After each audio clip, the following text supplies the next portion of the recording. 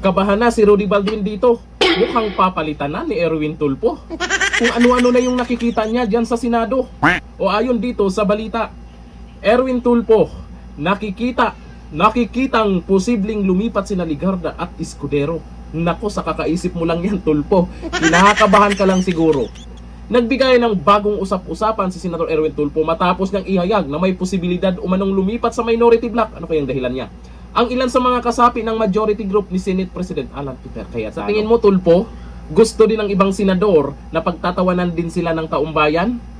Baka kayo'y mababawasan, hindi yung majority ang lilipat sa minority. Sa panayam sa programang On Point ng Billionaire News Channel, sinabi ni Tulfo na batay sa kanyang obserbasyon. Eto na, ang galing ni Tulfo ah. May ilang senador sa majority bloc na tila maaaring magbago ng panig sa mga susunod na panahon. Ayon kay Tulfo, malapit si Ligarda kina Senator Juan Miguel Zubiri at Senador Sherwin Gatchalian. Ano naman kung malapit sila? Abang si Escudero naman ay matagal na umanong kaibigan ni na Senador JB Ejercito. JB Ejercito pa yung binanggit mo? Baka yan yung lilipat pa sa majority ha? Gatchalian at Senator Raffy Tulfo, ayan, kaibigan daw si Escudero na itong sila Raffy Tulfo. Naku, Escudero daw.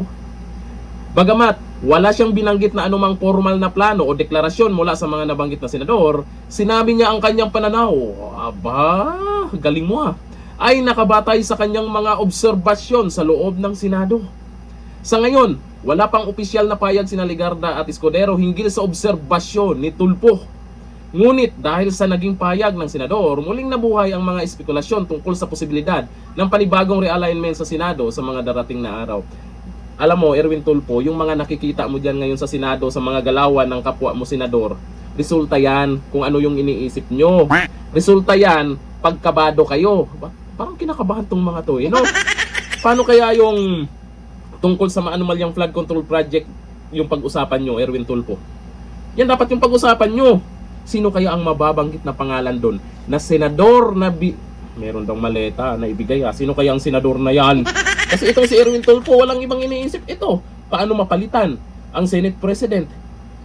May lilipat ba sa minority nila? Hindi makamove on tong mga to.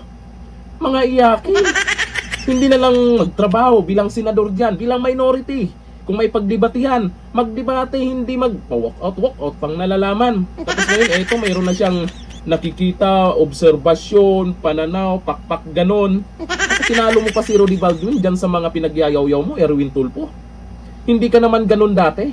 Bumabanat ka naman sa mga politiko ayon sa mga ebidensya. Binabanatan, minumura mo pa. Ngayon, iba ng style mo ah. Napapansin ko ngayon sa mga Tulfonatics, mukhang tameme sila pagdating sa usapin ng mga Tulfo ah.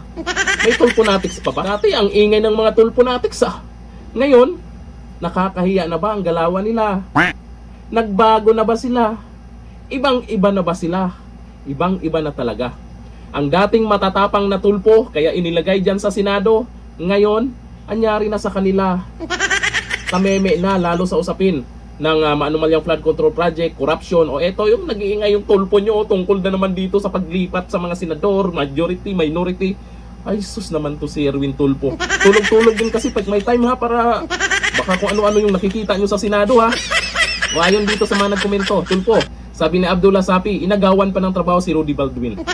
May mga nagko-comment na ganyan ha, na tungkol sa kay Rudy Baldwin. Naku, grabe, mas magaling yata kay Rudy Baldwin to, may nakikita na si Tulfo. Sabi ni Jonathan Engbino, akala ko low bender lang ito si Erwin, fortune teller na rin pala ito, makapangpahula nga. Oh. Sabi ni Ricardo Cayanong, hindi lang pala low bender ito, manghuhula pa. Maraming nag-comment na ganyan. Sabi ni Makoy Kabusaw, takot na sa flood control. Sino? Si Erwin Tulfo? Mapabanggit kaya siya doon sa mangyayaring investigasyon sa Blue Ribbon hearing? Ano-ano na yung pinagyayaw-yaw dyan tungkol sa Senado? May mga obserbasyon na siya at mayroon ng mga mangyayari daw na may lilipat daw. Anyari sa kanya? Okay ka lang ba, Tulfo? Baka magulat kami ha, na ikaw yung lilipat sa majority ha. Hanggang dito lang, thank you. Bye-bye.